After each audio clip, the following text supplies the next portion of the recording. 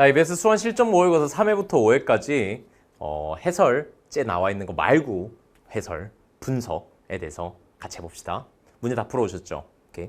특별한 거 없었습니다. 우리가 공부했던 거 그냥 그대로인데요. 자, 지형 4번 문제 보세요. 여러분들 교재 있잖아요. 106페이지 4번 지형 보시면 요거 잘 알고 있지만 그래도 1번 선지는 밀물 때 물에 잠기고 썰물 때 땅이 드러난다. 요건 바로 갯벌에 대한 것이죠. 의외로 많이 틀리는 것이 갯벌의 형성 과정이 뭐가 됩니까? 퇴적이지. 뭐에 의한 퇴적이야? 파랑 연안류가 아니라 조류. 밀물, 썰물에 의해서 퇴적된 것. 이렇게 해서 형성된 지형. 요것이 갯벌을 의미합니다. 자, 4번. 요거는 잘 지금까지 기출문제에서 출제가 안 됐던 표현이었기 때문에 한 번 더 볼게요. 하구에서 하천이 분류. 분류는 이제 물이 이렇게 하나 흐르다가 이렇게 여러 개로 나눠져서 흐르는 거야. 하며 발달한 하천 퇴적 지형이다. 애매하죠? 하지만 하구잖아요. 하구의 하천 퇴적 지형이다. 요 세 가지만 생각하시면 돼요. 하구의 하천과 바다가 만나는 지점, 하천의 퇴적 지형이다. 뭐다? 삼각줄을 얘기를 합니다. 알겠어요? 요거 체크해 주세요.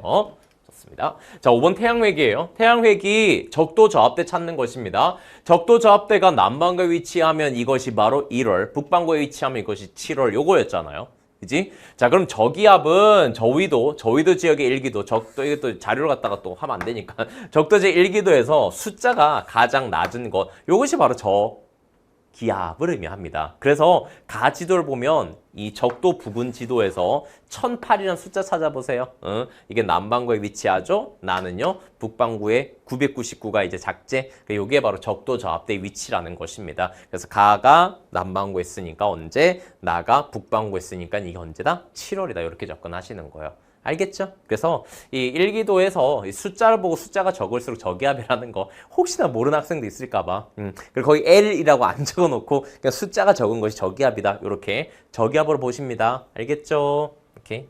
그럼 여러분들 반대로 그 계절풍 어떻게 접근할까요? 남부아시아, 동남아시아의 계절풍은요. 네, 고기압.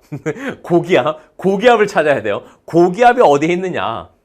인도양의 고기압이 있으면 인도양에서 육지적으로 불어오는 여름 계절풍, 즉 7월 계절풍이 되는 것이고, 고기압이 저기 중국 지역 대륙 쪽에 있으면 거기 대륙에서 바다로 불어오는 1월이 된다라는 것입니다. 자, 다시 한번 태양외기에서 적도 저압대, 저위도 지역의 아프리카나 남아메리카 지역에는 적도 저압대를 찾자. 그래서 적도 저압대 위치가 남반구에 있으면 1월이고 북반구에 있으면 7월이다 라는 것이고, 그다음 남부아시아와 동남아시아 지역에 나온다면 바로 고기압대를 찾아주세요. 숫자가 큰 녀석, 고기압대가 바다 인도양에 있으면 요거 남쪽에서 북쪽으로 불어가는 여름 계절풍, 7월 계절풍이 되는 것이고, 그 다음에 중국 쪽에 위치하면 요게 1월이 된다라는 거, 요거 또 구분해서 또 정리하면 됩니다.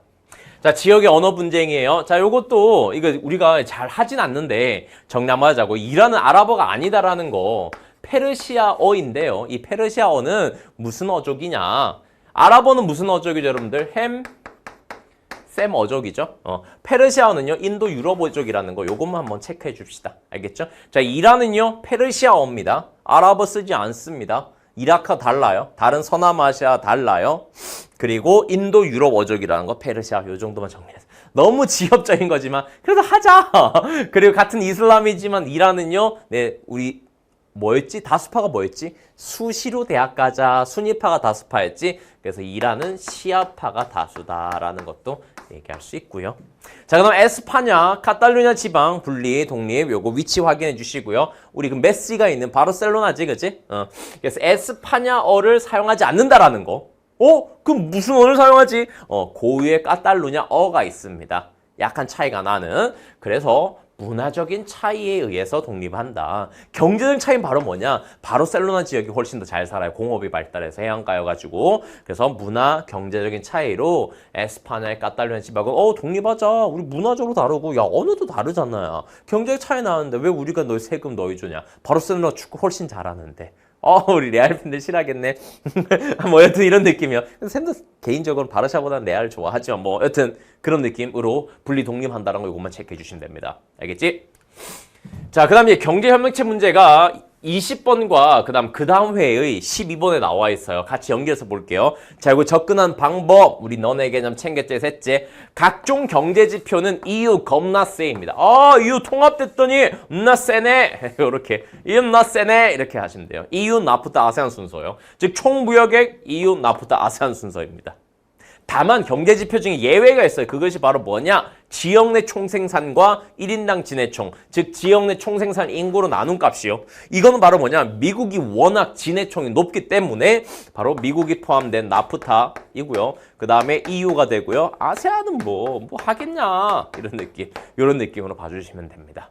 자, 그러면 총무역액이라는 각종 경제지표는 EU가 겁나 센데 역내 무역액 비중과 역외 무역액 비중이 있습니다. 이거 개념 먼저 정리해야겠죠. 역내 무역액 비중이라는 것은 지역 내 무역액 차지하는 비중이요. 즉 무슨 말이냐?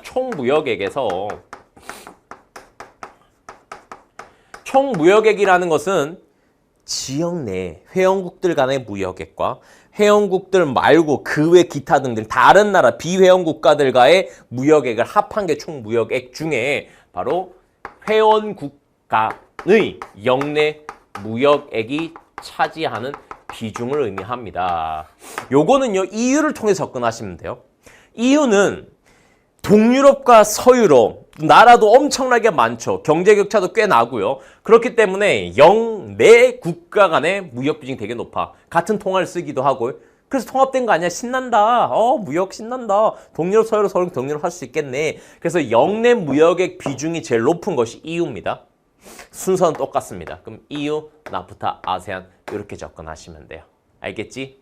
그리고 이제 역외 무역액은요. 반대가 되겠죠. 100에서 이거 빼면 이거잖아. 그치? 그래서 역외 무역액 비중은 아세안, 나프타, EU 순서라는 거야. 알겠어? 다시 한번. EU는 개념적으로 정리를 하는 거야. 역내 무역액 비중이 높을 거야. 그래서 여러 나라들도 많고 통화도 같고 역내 무역하기 좋게 만들어 놓은 거 아니야. 그래서 통합한 거 아니야. 그래서 겁나 센 거 아니야. 그래서 역내 무역의 비중 EU가 제일 높고 그럼 경제지표 순서는 똑같이 EU, 나프타, 아세안 순서고 역외 무역의 비중은 100에서 역내 무역의 비중 뺀 것이 바로 역외 무역의 비중이죠. 그래서 아세안이 1등이고 나프타, EU가 제일 낮다라는 것입니다. 아세안이 역외 무역의 비중 높은 이유는요. 너네 개념 챙겨서 얘기해줬죠. 아세안의 산업구 좀 비슷하기 때문에 그래요. 특산품은 비슷해. 가위바위보를 했는데 야 가위바위보 하자. 가위바위보에서 비교 우위로 물건을 사고 팔고 하잖아. 똑같이 애들은 찌만 내. 똑같이 주먹만 내. 뭐 역내 무역 안 된다. 수출하자. 그래서 역외 무역의 비중이 높은 것이 아세안이다 라는 것입니다. 했던 거. 회원국 수는요, 너무나 잘 알고 있죠. EU가 1등이고요. 그 다음 아세안이고요. 나프타는 3나라밖에 안 돼. 나프타가 제일 적다라는 거, 이 정도 정리해 주시면 됩니다. 알겠죠? 면적은요, 나프타가 제일 넓다.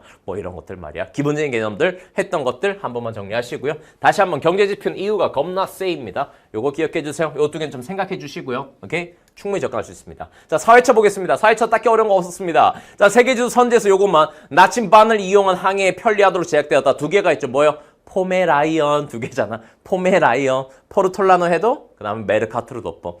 포메 요거 기억해 주세요. 오케이 끝. 16번 선생님 너무 막 나가는 거 아닙니까? 진짜 선생님이 좀 뭘 분석하려고 해도 세진이 이렇게 쉽게 내. 뭐 할 게 없어. 1번부터 15번까지 뭐 할 거 없습니다. 그냥 그대로 가시면 돼요. 자, 16번 보겠습니다. 지형 단원입니다. 3번 판 경계부를 따라 열을 지러 분포하는 섬. 이게 바로 뭐야? 열도인 거죠, 열도. 일본 열도 침몰, 이런 것들. 필리핀 열도, 뉴질랜드 열도, 즉, 환태평양 조산대에 위치한 모든 섬들은 열도인 거요. 알겠지? 끝.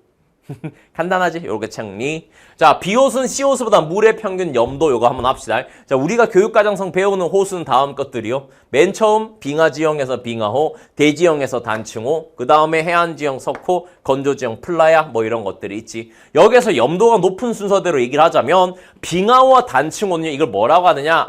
짠물이 아니야. 우리가 꿀꺽꿀꺽 할 수 있는 친구야. 이걸 담수호라는 표현을 씁니다. 우리가 먹을 수 있어, 식수로 쓸 수 있어. 이 두 친구들은 알겠지? 얘는 판의 경계인 거 알지? 동아프리카 지구대.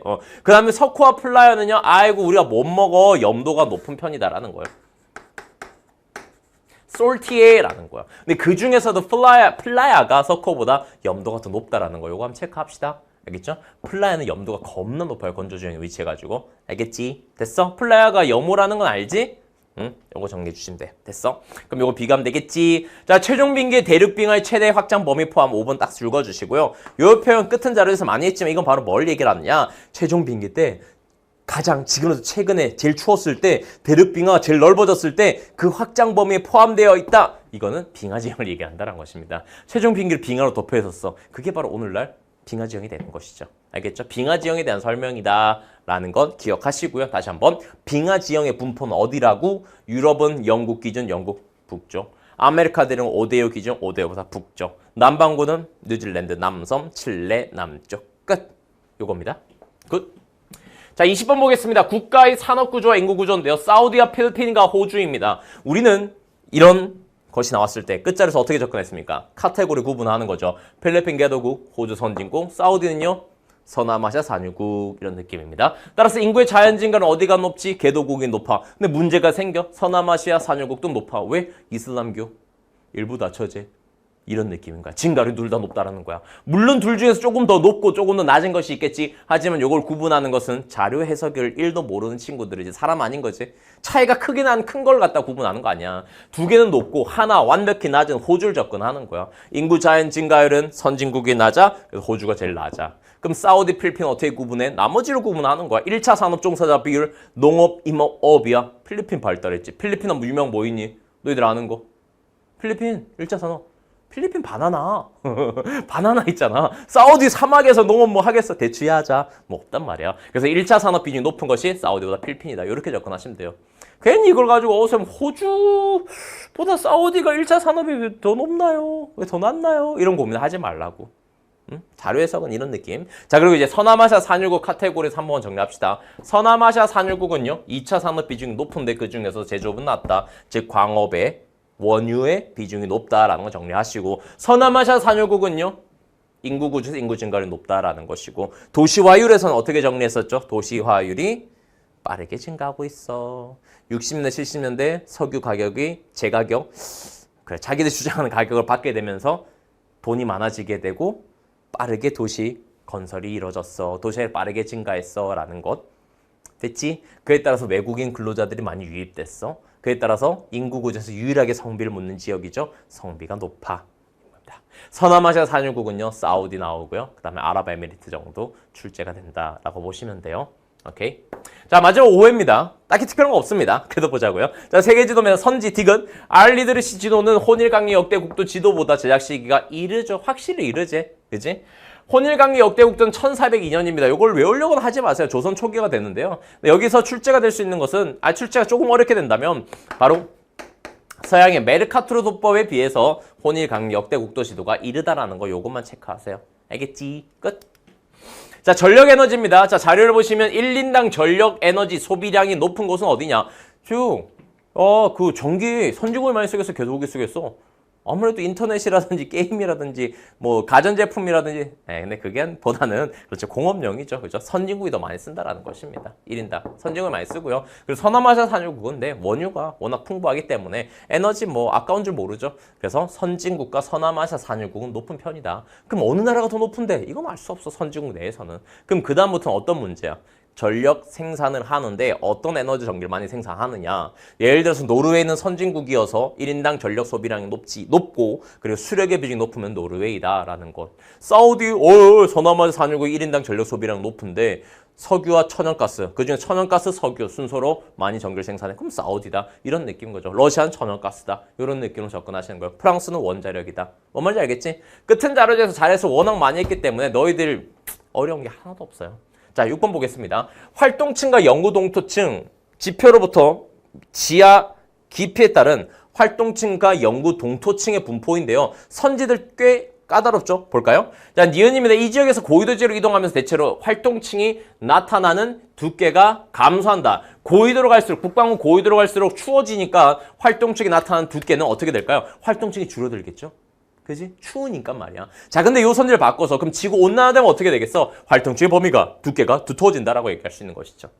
영구 동토층이 나타난 위도는요, 고위도로 같이 나타나. 그러면 지구 온난화가 되면 영구 동토층이 나타난 위도는 조금 더 고위도로 올라가겠구나 라고 얘기를 할 수가 있겠죠. 활동층이 더 두터워지는 것이고요. 오케이? 자, 디귿 활동층에선 동결과 융해가 반복돼 토양성의 자갈을 밀어 올린다. 이게 바로 뭐니? 이렇게 형성된 것을 패턴드 그라운드 구조토라고 하는 거지. 툰드라교에서 나타나는 거. 툰드라교는 북반구에서 나타나냐? 아니야, 남반구도 나타나지. 구평 내용. 그럼 영구 동토층은 왜 하냐? 영구 동토층은 융해 녹지 않는다는 거죠. 영원히 얼어있는 땅인데 녹으면 안 되겠지. 동결과 융해를 반복해가지고 토양 속에 자갈을 밀어 올리든 말이든 뭐 이건 딱히 중요한 표현은 아니고 이게 바로 구조토라고요. 툰드라 기후, 이트에서 나타나는 것이고 남반구에도 북반구에도 나타난다. 그리고 북반구에서 어디? 티베트 고원, 고위도는 아니지만 중위도의 높은 고산 지역에서 나타난다라는 거 체크해 주시고요. 자, 리을은 뭐 특별한 거 없습니다. 넘어갑시다. 자, 7번 보겠습니다. 판의 경계에 화산같이 인이 발달하고요. 자, 요겁니다. 자, 4번 선지 보세요. 필리핀은 지열 발전 설비 용량이 되게 많은 편입니다. 하지만 세계에서 가장 많지는 않아요. 신재생 1등은요, 중국 아닌 미국입니다. 근데 중국은 생각해봐. 판의 경계가 좀 애매찌하지? 알프스 히말라야 조사인데 요거밖에 안 되잖아. 그치? 따라서 환태평양 조사인데는 미국이 1등인 것이고, 필리핀은 지열 2등이다라는 것이고요. 자, 그럼 필리핀에서 화산이 분출했을 때 화산재 이동은 항상 풍의 영향을 받는데, 인도네시아 같은 경우는 저위도니까 100% 무역풍이 되겠죠. 그럼 필리핀은 어떤 느낌일까? 네, 필리핀도 저위도예요. 저위도 기준이 바로 뭐예요? 북해계선과 남해계선 사이지. 자, 이거 한번 지도에다 한번 그려봐라. 북해계선의 기준점 어떻게 보느냐? 우리 트와이스 이제 컴백합니다. 컴백해요. 트와이스 컴백하는데 바로 쯔위의 고향인 대만이 북해계선이다. 대만 쯔위의 고향 모르면 그 사람 아닙니다. 그 어딘 줄 알죠? 대만 알잖아. 난시카쿠 센카쿠 열도 있는데 거기 분쟁지역 거기 그게 바로 북해계선이다. 체크하시고 남해계선은요 아프리카의 마다가스카르 있죠. 마다가스카르 바로 그 지점이 대략적인 남해계선입니다.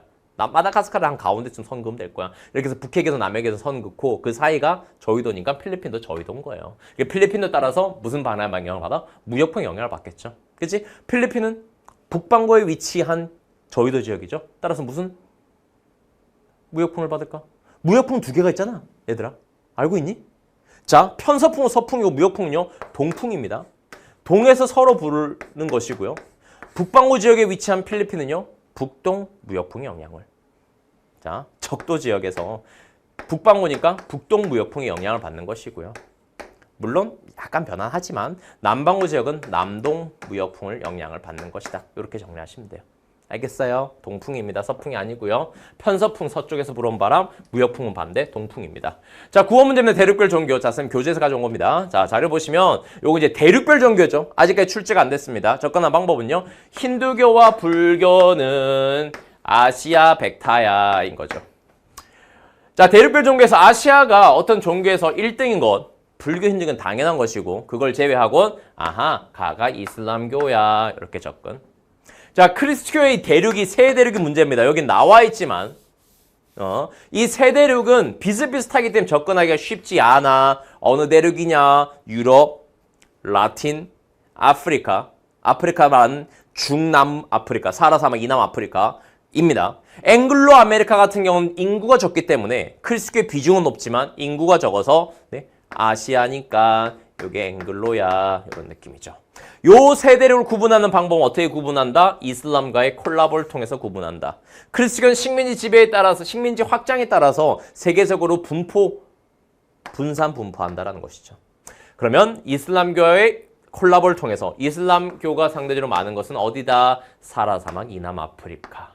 그 다음 이 친구지. 바로 이 친구는 아예 없어. 이슬람이 거의 없는 이 대륙은 라틴 아메리카가 된다라는 것이죠. 다시 한번 이슬람과의 콜라보를 통해서 이슬람이 좀 많은 것 이게 중남부 아프리카. 그 다음에 이슬람이 적은 건 뭐냐? 유럽.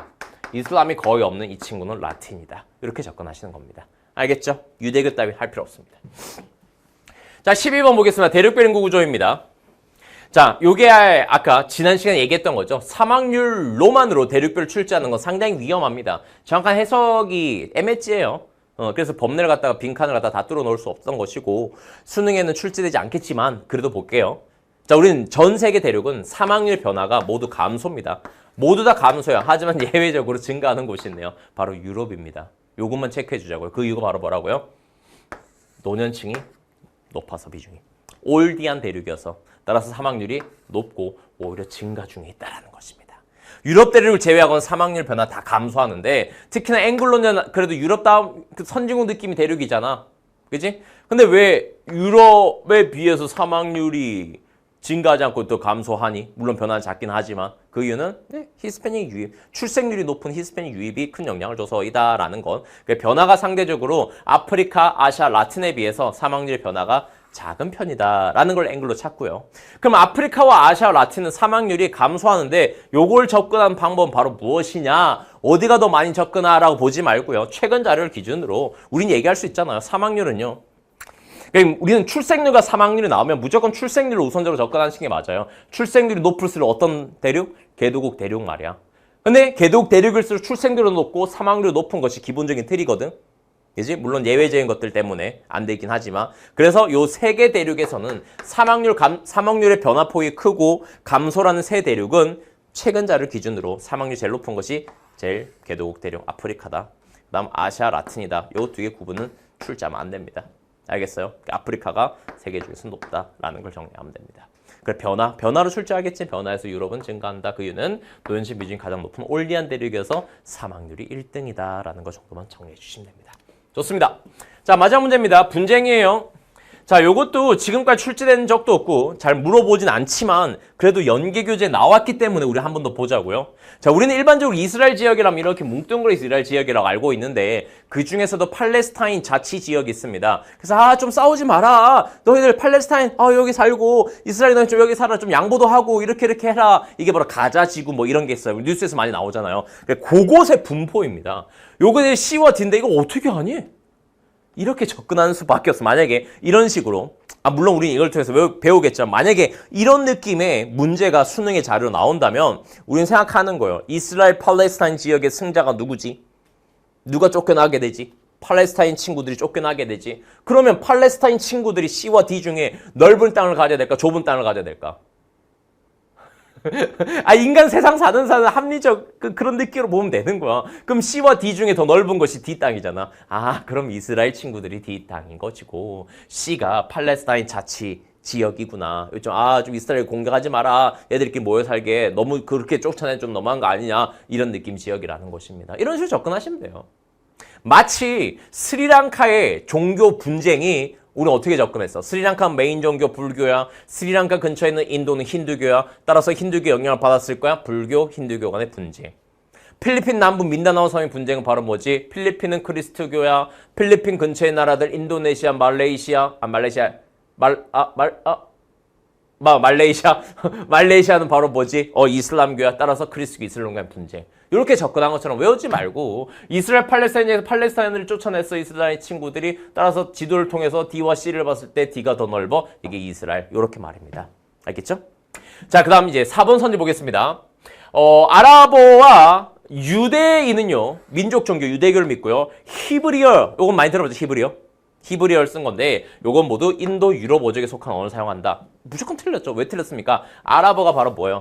햄, 셈 어족이어서 그렇습니다. 그런데 여기까지로 알고 문제를 푸는 건데요. 그냥 참고로만 들어요. 유대교의 히브리어도 햄, 셈 어족이다라는 것입니다. 같은 어족이에요. 인도 유럽 어족 아니라는 거지. 복잡하네. 이란의 언어인 페르시아어, 이란어라고 불리는 이 친구는요. 서남아시아지만 햄셈 어족이 아니라 인도 유럽 어족이고요. 그 유대인 왠지 유럽이랑 친할 것 같고 미국이랑 친할 것 같고 유대교는 미국의 앵글로 아메리카에 많고요. 이 친구는 인도 유럽 어족이 아니라 햄셈 어족이다. 이렇게 느낌으로 접근해 주세요. 그리고 또 유대교는 이슬람교처럼 뭘 먹지 못한다? 돼지고기를 먹지 않는다. 이런 것도 한번 수능에서 나온 거니까 정리해 주자고요. 의외로 유대교를 갖다가 수능 완성이 많이 나오네. 유대인이 지필에 참여했나? 하여튼 정리하겠습니다. 유대교는요, 앵글로 아메리카 많고요. 유대인들, 민족 종교이고요. 이스라엘이 좀 더 넓은 땅이다. 구분. 확실히 더 넓은 땅이죠. 히브리어는 인도, 유럽 어족이 아니라 햄셈 어족이다. 이슬람교처럼 돼지고기를 먹지 않는다. 랍비 뭐 이런 거 정리해 주시면 됩니다. 자, 이렇게 해서 우리가 수능 완성 실전 모의고사 5회분 모두 풀어봤고요. 선생님이 앞에서 계속 얘기했듯이 세계 지리는 어렵게 출제되지 않습니다. 얼마나 실수를 하지 않느냐. 그지? 이번 구평의 새로운 유형의 자료, 위도경도 구하는 거, 북극점 기준으로 그린 지도에서 약간 우리가 너희들이 배웠던 내용을 적용할 수 있느냐, 요 정도가 전부입니다. 9평에 비해서는 자료 해석이 많이 나오겠지만 우리가 끝자료를 통해서 열심히 공부한 만큼 자료 해석은 아주 쉽게 될 겁니다. 쉽게 되고 있잖아요. 걱정하지 말고 남은 기간 동안에 요거 정리를 했고 수능 완성 다 풀어봤고 틀린 문제 한 번 더 체크를 하시고 이제 새로운 문제, 어려운 문제 찾으러 돌아다니지 말고 그냥 지금 했던 거 공부라는 거는요. 너희들이 손때가 많이 탄 책을 계속 반복적으로 보는 건데 너희들이 확실히 아는 부분은 보지 않고 조금 애매한 부분을 골라서 체크해서 계속 보는 것. 공부량을 점점 줄여나가는 것이 공부법이라고 선생님이 맨 공부 시작 올해 초에 얘기했죠. 그 얘기입니다. 공부했던 책, 너네 개념 챙겼지? 끝은 자료제 계속 반복해서 보시고요. 그래서 아쉬운 친구들을 위해서 선생님이 9월 말에 끝은 5시간으로 끝내야지 라는 강의를 오픈합니다. 5시간 동안에 세계지리 전체 앞단원부터 뒷단원까지 다 정리해 줄게요. 올해 6평, 9평 중요한 자료, 선지, 분석, 그 다음에 연계교재 수특 수완에서 충분히 출제될 수 있는 거 6평, 9평 경향성을 분석해서 아 이런 것들이 나오겠구나 라고 해서 선생님 딱